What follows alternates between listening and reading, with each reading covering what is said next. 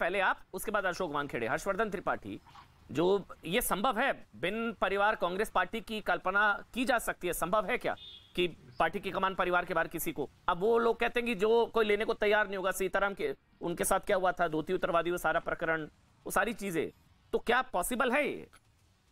नहीं नहीं, बिल्कुल संभव नहीं है। और संभव होने की एक वजह तो ये है कि गांधी परिवार सत्ता पर अपनी पकड़ छोड़ेगा नहीं। अब आप कहेंगे कि सत्ता में तो रहते नहीं है, लेकिन फिर भी कुछ राज्यों में सरकार रहती है, टिकट बांटते हैं, विधायक सांसद बनाते हैं, दूसरे जो उससे जुड़े हुए फायदे होते हैं वो होते हैं। और सबसे बड़ा, देश की जनता के सामने वो एक विपक्षी पार्टी के नेता के तौर पर दिखते हैं। जहां तक रही बात कि क्या दूसरे लोग क्या कर रहे हैं, तो ये G23 ये ऐसे लोग भी नहीं है कि जिनमें से एक भी नेता हो जिसका कोई जनाधार हो और वो कहे कि हम भाई रास्ता दिखाते हैं। इसीलिए जो गेम है ना, ये बड़ा विचित्र सा गेम है। इनमें से किसी की कोई राजनीतिक हैसियत नहीं है, कोई किसी तरह का प्रयोग, कोई जनता के साथ खड़े होकर आगे बढ़ने का काम नहीं कर सकता। ये एक काम कर रहे हैं कि मान लीजिए कहीं बिल्ली के भाग से छींका फूटे और कांग्रेस को कुछ मिले तो हम चिंता करते हुए दिखे कि देखिए भाई, कांग्रेस की चिंता हम बहुत कर रहे थे। और गांधी परिवार भी ये बहुत अच्छे से जानता है, इसीलिए उनको दरकिनार करके रखे हुए, खारिज करके रखे हुए सिर्फ 3 लोग डाइनिंग टेबल पर फैसले ले लेते हैं। जो छुट्टी पर रहता है उसकी जगह दूसरा ले लेता है। यही कुल मिलाकर कांग्रेस पार्टी में अभी चल रहा है।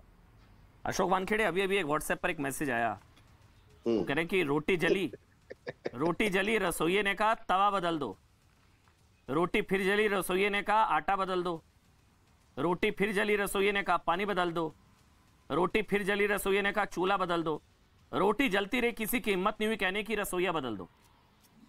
बिल्कुल यही है क्या? नहीं, बिल्कुल वैसे ही हिम्मत जीते इसने करी है। नहीं, देखिए, त्रिपाठी जी ने जो कहा उसमें कोई दो मत नहीं है। जो G23 है उनमें वो हिम्मत होनी चाहिए। पहले भी कांग्रेस में लोग अलग निकले हैं। इंदिरा गांधी को जब निकाल दिया तो इंदिरा गांधी कांग्रेस स्थापित की, वो मेन कांग्रेस हो गई। और जो पुरानी जो ओरिजिनल कांग्रेस थी वो हाशिए पे चली गई। अर्जुन सिंह तिवारी जी ने प्रयास किया, लोगों ने प्रयास किया, ऐसा नहीं प्रयास नहीं किया, बहुत प्रयास किया। लेकिन उसके बाद जब उनको पता पड़ गया कि एक सीमेंटिंग फैक्टर गांधी परिवार ही है, तो आप उसमें कुछ नहीं कर सकते। इस देश में बीजेपी और लेफ्ट, ये 2 पार्टियां यदि छोड़ी तो बाकी ऐसी कौन सी पार्टी है? क्षेत्रीय दल जो बीजेपी के घटक दल है वो भी तो परिवारवादी है, वो कौन से अलग है? इसलिए परिवारवाद तो कांग्रेस में चलेगा, इसमें नहीं। लेकिन G23 जो है, इसमें जब तक सशक्त लोग नहीं जुड़ते जिनका जमीन पे वजूद है। यदि G23 में कल वाघेला की जगह बघेल साहब आते, और G23 में यदि अशोक गहलोत आते, G23 में यदि कांग्रेस के वो नेता आते कि जिन्होंने सरकारें बनाई हैं और वहां पे स्थिति में है, तो शायद बात अलग हो जाती।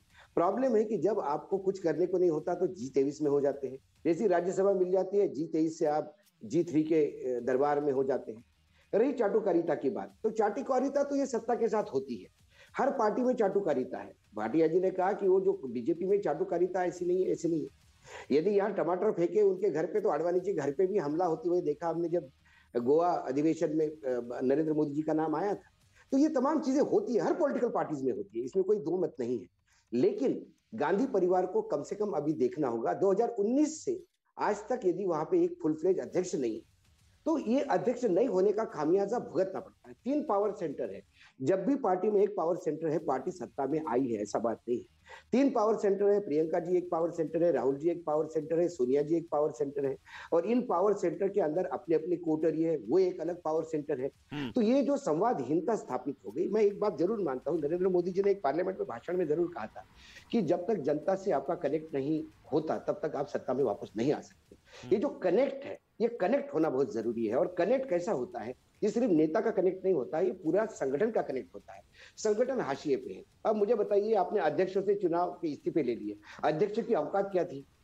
जो आपके जनरल सेक्रेटरी इंचार्ज थे, इनका इस्तीफा लेना चाहिए था, क्योंकि ये जाके तय करते हैं केंद्र में, टिकट तो केंद्र तय करता है, स्क्रीनिंग कमेटी वगैरह ये सब जोक होते हैं। हमने 10 बार देखा स्क्रीनिंग कमेटी क्या कहती है, और अल्टीमेटली दिल्ली से ही एक फाइनल लिस्ट फाइनल होकर आती है। ये सभी पॉलिटिकल पार्टीज में है, सिर्फ कांग्रेस में नहीं। लेकिन जो चुनाव जीतता है उसको सवाल पूछे नहीं जाते, पूछे हमेशा चुनाव हारने पे जाते हैं। भाटिया जी ने सही कहा कि 2014 में हारने के बाद एंटोनी कमेटी की एक रिपोर्ट आई, उस रिपोर्ट पे आज तक CWC में चर्चा नहीं हुई। तो फिर ये मंथन, और ये तो इतना रूटीन हो गया। अब किसी ने मुझे पूछा CWC में, किसी ने फोन आया एक चैनल से, CWC में आज मीटिंग में क्या होगा?